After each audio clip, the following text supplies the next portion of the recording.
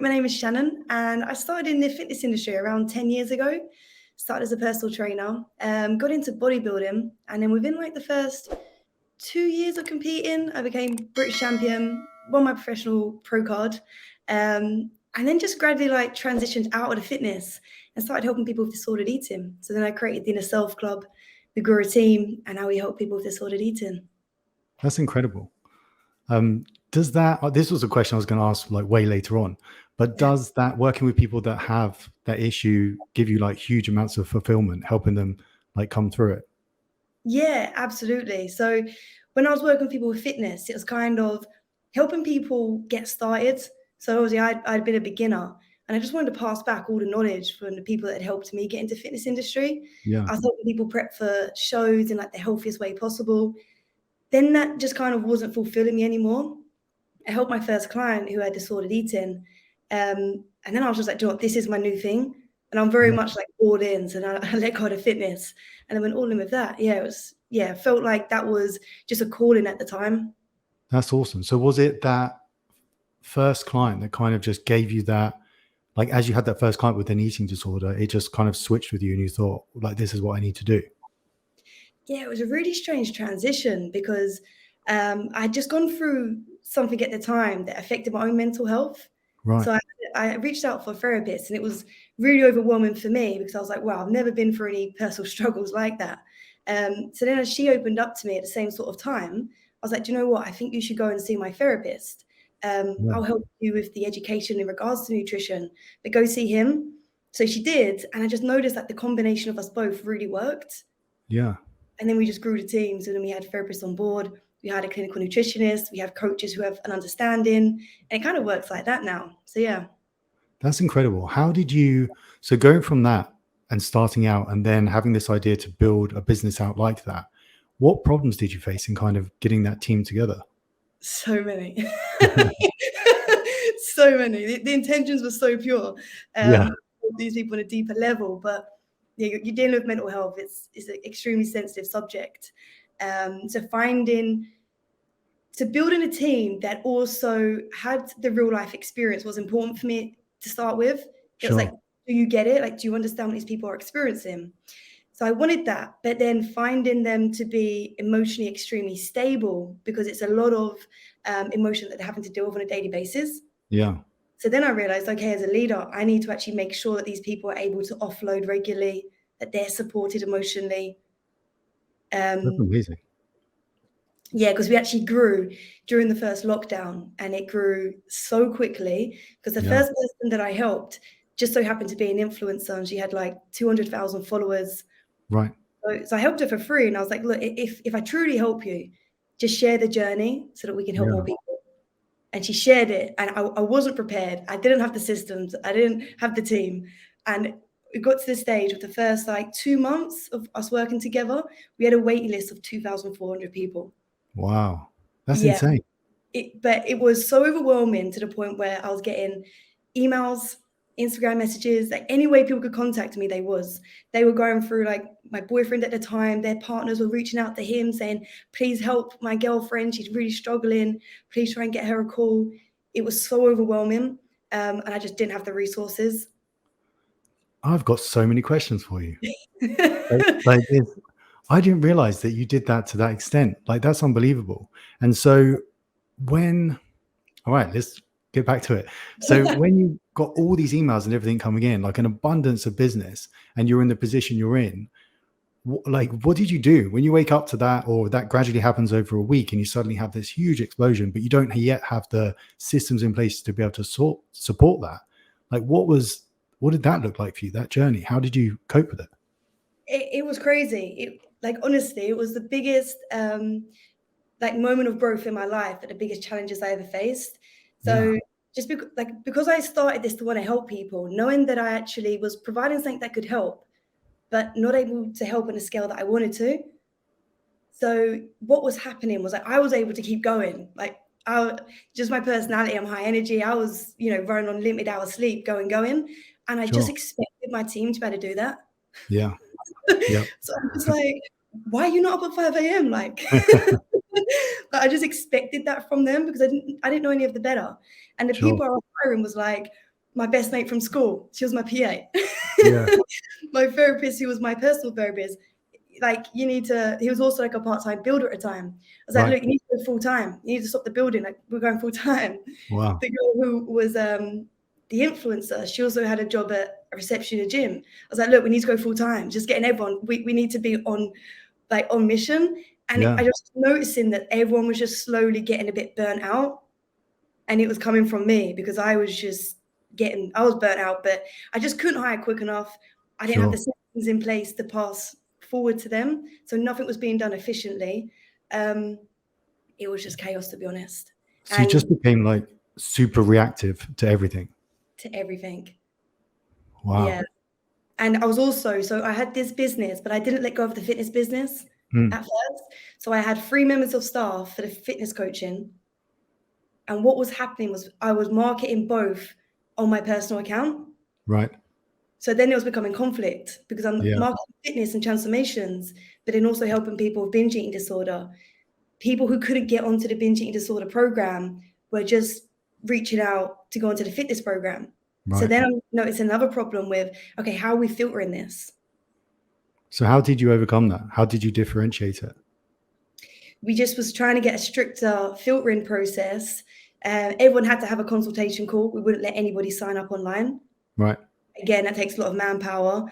Then what I was noticing was I was given strict instructions. If somebody was experiencing this, we cannot work with them with fitness. Right. But my coaches were commissionized. So they were being paid for the clients they work with. Okay. So the fitness coaches were like accepting people. And it was just getting messy. And also, I at the time wasn't willing to let go of my clients I was coaching. Right. Who were like on 12-week programs, wanting to renew with me. And I wouldn't let go of that to work on the business. So I was so focused in the business as well, back to back on calls. It was, it's so a huge. Did that all just come to a head where you just one day just kind of pulled your hair out and you're just like, I can't, this is just too much. I need to sit down now and I need to figure out what I'm going to be doing moving forward? Yeah, because I had the fitness, and then I created a subscription site. And then I had to get eating disorder program that really helped, like, in depth. Yeah. So there was like 3 businesses that I was basically managing at this point. That's incredible. It really got to, and I had 15 members of staff. I was like, it was just getting really overwhelming. And I just took a time. I let go of the fitness coaching. I let them take all the clients. I was just like, look, I'm closing this side down. I can't deal with it. Yeah. Focused on, it's called the mental wellness program at the time. Focused on that. I had someone in to help me manage it. And I was just kind of like, you just look back and you think, if I knew what I knew now then, I'd be in an incredible place. But I mean, I just done the best I could, really. And then I just completely burnt out. My relationship broke down as a byproduct of me just obviously being 100% working. Yeah. And then I just had someone come in and manage the team. And I went and traveled for a bit and just cleared my head. Nice. It's good that you kind of took that upon yourself to do it. I think a lot of people don't. And then it's ultimately like going away and doing that, I feel is like almost one step backwards to then take the 3 steps forward. Because otherwise you can only push so far and then you're just going to implode. It's just not possible to keep going at that pace that you're going. And when you made the decision to stop the fitness business, how difficult was that? Or were you just like, no problem, I'm going to stop it? Or because you'd had that attachment to it, was that really difficult to let go of? No, to be honest, I knew what I wanted to do at this point. I was helping people at a deeper level, and like I was seeing a client transformation, physical transformation that the coaches had done, and I got to a point where I was finding it hard to actually be proud of it. Right. Because I was suddenly like, okay, but what did we do? How extreme was it? Did that person have balance? Are they actually happy? I didn't want to be celebrating the physical anymore because I wanted to know how they felt mentally. Yeah. I was getting conflict inside, so I was like, do you know what? I think I'm best. I felt like I was just putting on 2 different hats each day, having teams of different people. It just didn't feel aligned at the time. And then going into COVID, do you think the timing of going into COVID that many people were just struggling even more so because of lockdown, because of all the restrictions, that I know a lot of people that perhaps had mental health issues going into COVID, it was just exacerbated because of the whole situation people were thrown into. Do you think that made people's eating disorders worse? Yeah, absolutely. Like food just filled a void in people's lives, and it became a Yeah. coping mechanism to deal with like the lack of social interaction, loneliness. I would say most clients were like experiencing the same problems. Mm. They've gone through something, whether it's a breakup or they've just lost their job or they're under a lot of pressure in some sort of area. They're living by themselves, and they were using food as comfort in the evenings. And it was just, Yeah. well, they was eating something, then they were getting guilt from it, and then it was spiraling out of control into a full-out binge. And that was just happening. Then the next day they would restrict, they would over-exercise because they had nothing else to do. Then the evening would come around and they'll be out of control again. So when you bring people on, you start working with them, what are some of the like things that you have to navigate in the beginning that are different to fitness? Like, it's probably very hard to put something specific on it, but is there a certain way that you have to approach it or talk to them in order to fully understand? Whereas like fitness, you could just get someone to fill out a form. Yeah, I mean, lots of people think that it's a food problem. I have a problem with food. I need help with my food. It's so much deeper than that. Yeah. It's filling a void, or there's a coping mechanism, or it's a deep pattern that you've developed over time. And it's And like into that deeper reason is where the freedom will be. do you find, sort of similar to me, that it's things in people's past that now kind of reoccur, or behaviors that they've developed around it? Yeah, there's like common patterns that we come up against. So one of them, for example, that's common will be someone will have a tragedy that happens. One that's really significant that I've heard multiple times on client conversations is a client will have lost a parent or a loved one, or that, that they've lost somebody. And a moment that they were driving to hospital to see them, or they were driving and feeling really, really overly emotional, they stopped off and got loads of food.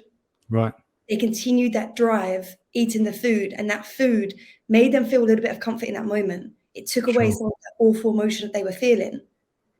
Later in life, every time they're feeling an emotion that's similar, that's really overwhelming, that's really negative, the first thing their mind does is, hey, I remember the time that we went and got food. That made us feel a little bit more better in that moment. So it's just a natural response from the body to try and find comfort in whatever situation we're in. Sure. So that And pattern then, is developed. and then inevitably that doesn't fill that void. So you continue to just eat, like hoping that the next thing you're going to put in your mouth might be the thing that gives you that satisfaction. Yeah, absolutely. And it's the awareness. It's okay, when you feel that urge, why am I feeling the urge? When did this pattern get formed? Is it actually serving me? And what is something that's more positive in this moment that I could do? And so do you essentially try to, instead of like fix the habits, do you try and sort of like replace them with other things? Like you're saying there, like, is there something more positive you could do? Like if someone has that kind of compulsion almost to eat, or they've developed that behavior, do you try and give them like ways to overcome it through doing other good things? Yeah, and you know what? Sometimes it's just sitting within it. Like in the evening, if you get that urge, it's okay, what emotion am I feeling? Is it overwhelm? Is it exhaustion? Is it anxiety? Like, what is it that I'm feeling right now? And let's just try and identify it, rather than us just completely avoiding it and going to find something just to distract us. Sure. And That's it's really, just making clients feel okay that we don't always have, because sometimes if we're feeling down or we're feeling a negative emotion, we feel bad within ourselves and we're like, oh, I shouldn't be feeling this. Let's get away from it. But actually, let's just sit within it and identify it and, lean into it and try and learn. And for then sure. how can we prevent it from happening again? And Shannon, do you think that with like do you think social media compounds this for people? So when people see consistently body transformations, or they see other people that are in the public eye or something that just look insane, do you think that fuels people's desire, where they feel bad about themselves enough to like have an eating disorder? Yeah, absolutely. And as a fitness coach and as fitness coaches, you're not aware of this. You're just trying to help people. You're changing their body, but you feel like you are changing their life. You're like, I'm doing this great thing. The moment I realized, because we had our clients on our other program saying, oh, I just seen Sally's transformation, I want that. Why am I not getting that? And then I'm like, you know what? This is actually harmful. I'm not able to do the two. If I could have run both businesses, I would have. They were both very successful. But the moment I knew one was actually negatively impacting the other, there was just that conflict. And I was like, it doesn't feel morally right at this point. So for all the coaches that are watching this now, or going to be watching it when it goes out, what are some of the, because they might not be aware if their client has an eating disorder, if they don't have any experience in it. So what would be some like red flags that might stand out whereby they should then come and seek help from someone like you? I think if a client is saying that they're sticking to the plan, but week on week their body's not changing, and then their weight's going up, and they're just looking a little bit puffy, may not be the right word, but you can see they're holding water retention. Their face may look a little bit swollen as well. Yeah, It's very much likely that they have followed the plan, that it's too extreme for them, or it's not enough balance or incorporate enough foods that they enjoy, that the moment that they're having that off-plan meal at the weekend, it's spiraling out of control because they're acting as if it's the Last Supper. So sure. the next time they go to check in, they're being straight up when they say they followed the plan, but the way they've fallen overboard at the weekend is what's keeping them in that same spot. Yeah, that's super helpful. And on the business side of things, so it really kind of kicking off for you at the beginning of COVID, like where is it now and where did you start from? So you had, did you say 15 people and then the therapist full time, your friend as the PA, and what's it grown to become? Yeah, so that's how it was. I took a breather and I went traveling, and things were running, but I just needed to step out myself. Sure. But I didn't just need to step out. I had done bodybuilding preps and just back to back for years. Then I had done the business, and that had been super overwhelming. I think I just felt like I completely missed out on life at this point. Sure. It was a really weird position to be in. I was like, I feel grateful, things are good, but I felt a little bit empty inside. Yeah. I went traveling, things were going well. I came back and I just wanted to rebrand everything. So it's called the Mental Wellness Program, which I felt was quite of a negative name. Hmm. And it's now called the Inner Self Club because I want to heal people from within. That's nice. Yeah, the idea is just to be able to help people in other areas of life as well, to be able to build this brand out, to just be something that's more involved in personal development.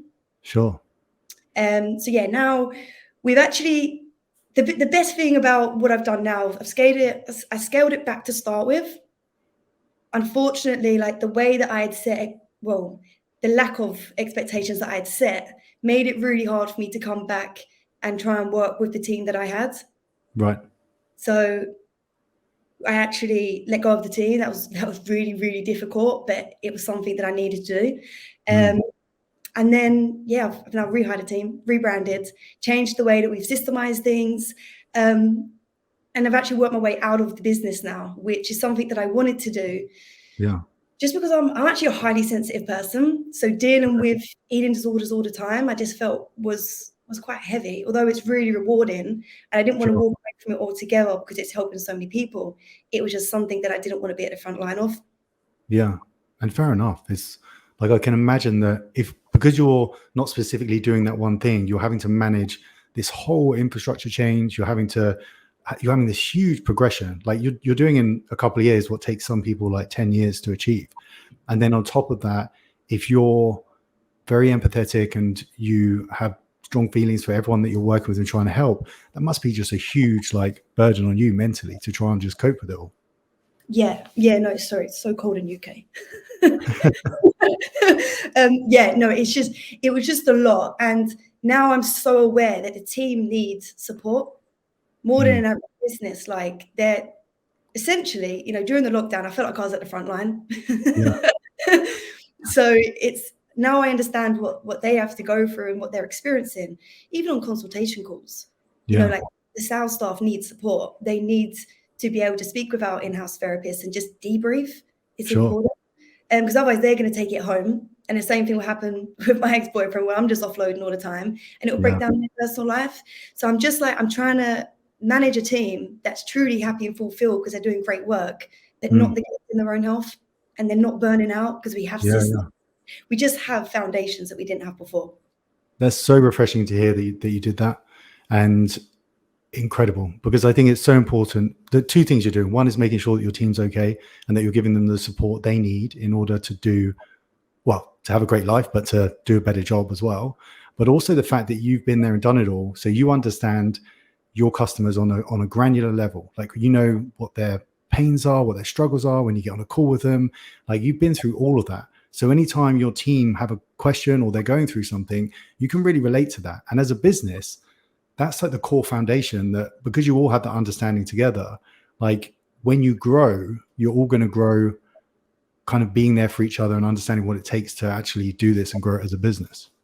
Yeah. And I know what I'm looking for now with staff. Whereas before it was like, oh, they're a lovely person, or oh, they just lost their job, come work with me. And like I didn't have perspective on, like, my finance perspective wasn't great. So it was like, how much you need to live? Okay, yeah, I'll pay you that, no problem. Like everything was just so, I didn't get taught any of this. So I just winged so much, which got me so far. But now everything is just, it's just, I strategize things. I have the time to actually plan because I'm not working on the day-to-day clients. So yeah, and before I thought, yeah, I need someone who's super caring, super sensitive, and just like me. But actually, I'm like, no, I need someone that can manage their emotions. Like, a little bit harder, but can still relate and understand. Sure. And so let's talk about in the beginning, what kind of problems what were the main problems that you had that you wish, knowing what you know now, you could have gone back and done without? I think I just overgave in every single aspect. Right. Overgave clients, the service. It was like, just give as much of yourself as you can. Staff, it was like, I'm here for you 24/7. So having staff do a job, but I'm almost doing half the job anyway myself. Dealing with clients, like any personal problems, yeah, just call me. Okay, now they literally are calling me all the time.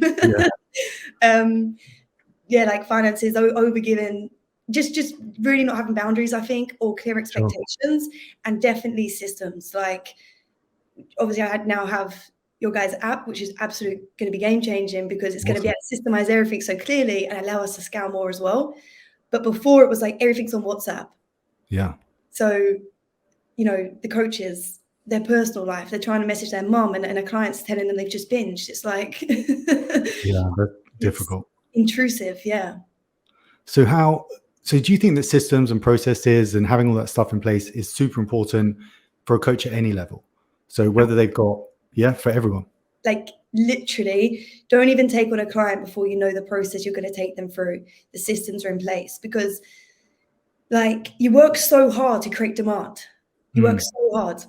Don't get the demand without having the systems in place, because you're not going to be able to even capitalize on your hard work. Like, honestly, it makes me actually feel a little bit sick to think of the amount of inquiries I just wasn't able to get back to. Yeah. Like, not just from a financial perspective, but the amount of people who we could have helped because I didn't have the foundations in place. I've been doing business, more than 5 years up to that point, and I had mentors. I just wish someone had just said, look, take a little minute to pause and let's create an infrastructure that's going to be solid. Sure. I think that's one of the most difficult things, like in hindsight. I don't think, although everyone would love to have a business that just blows up very quickly, I think because generally for people, it's like a progression you go from like 10, 20, 30, 80 clients, 100, you get one person on to help you, then you build a few more, then you get another person on, and it's this slow progress. So as you go through it, you learn that, oh, okay, I need to start putting processes in. And it's not a big deal if you just gained 20 or 30 clients. But if you suddenly go from however many you're on to 2,500 inquiries, that's like, we're chucking you in at the deep end. You need to figure out how to swim. Yeah, literally. Yeah. So yeah, I think also just record as much as you can. It's all training material for the next person that you can delegate to. Sure. That's really important. Recording processes, typing out how you've done it, like recording coaching calls as well, so people can just jump in and see straight away. And so what other things are you doing now? So now I'm mainly focusing on mentoring. So I just feel like my business journey is just helping people who basically always just helping the old Shannon. Because I've invested into mentors every year, and if I had the systems, honestly, it would have just been game changing. So now it's just taking a coach, helping coaches in the fitness industry, in the wellbeing place, and helping them be able to scale, but have a quality of life. Sure. There is like working hard, and that's so important, but you can have a life as well if you're doing it smart. For sure. And what type of coaches are you working with? Is it people just starting out, or people that are already scaling, or is it just everyone? Literally everyone. Anyone who wants to take it to the next level. People starting out, is great because you can avoid so many mistakes. Hmm. You invest in someone that's, where you want to be or X steps ahead, you can literally just get the blueprint. Someone Yeah, that's already started, it's like, okay, well, how can we take on more people, create an even better service that's actually taking less work from you and less demand? sure. And what with people that come to you, what are generally the most common issues that you see? So if you had like 10 coaches come to you and say, Shannon, I need you to have a look at what I'm doing. I need you to help me grow.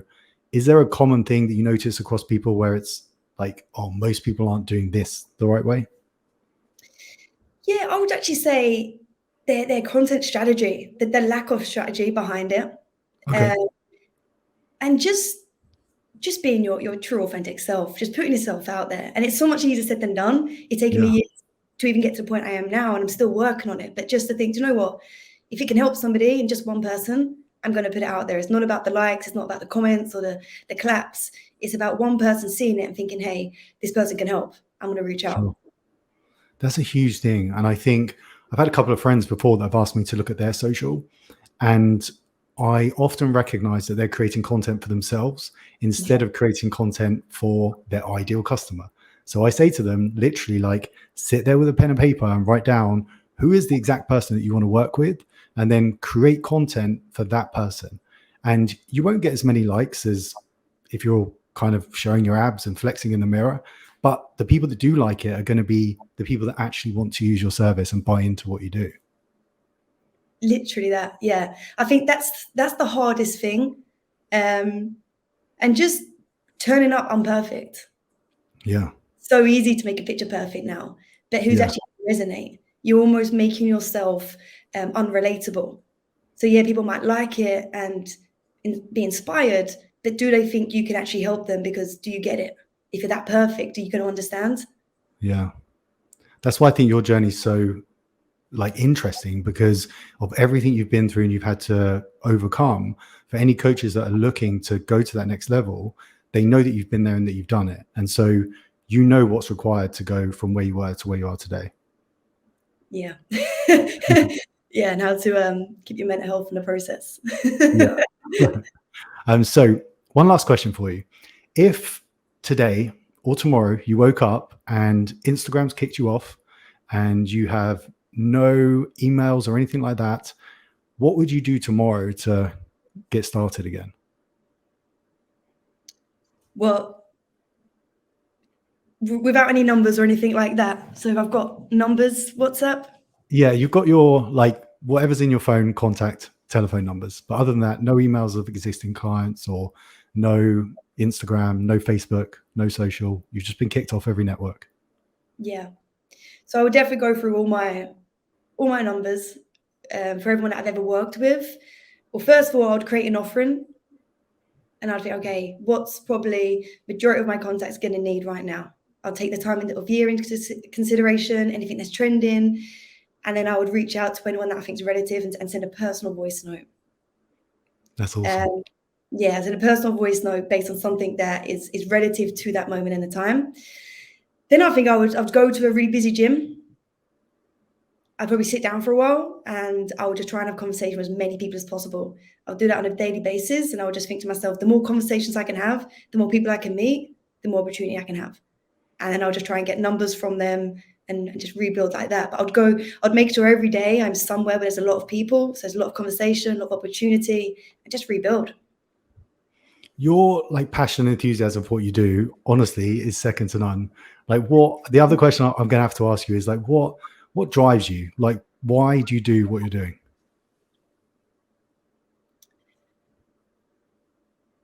I don't know. I just don't. I did actually have an insurance job when I left college. I think I was like disappointed in myself when I left college because I wanted to get a scholarship to America and play soccer. Right. Before that, I wanted to be an Olympian hurdler. Okay. so, so by the time I dropped out of college within a few months, I felt like I had failed and I was Right. really disappointed. And I went into an insurance job. I done really well in the insurance job, and then I was like, this isn't for me. Since then, it's like I don't want to feel that feel of failure ever again. Yeah. So I think that's just driven me since. You just want to be the best. Whatever you do, you want to just be the best at it. Yeah, it's like failure's not an option. There's always a way. if I just don't stop. And there's always people to help. And as long as I can help people and provide value, I know I'm going to be successful. Yeah, that's wicked. It's been such a pleasure. Where can people find out more information about you? So my personal Instagram is probably the best, which is Shanmac_mentor. Wicked. And I'll pop that in the video comments below for everyone as well. But thank you so much for your time, Shannon. I really appreciate it. No problem at all. It's been a pleasure.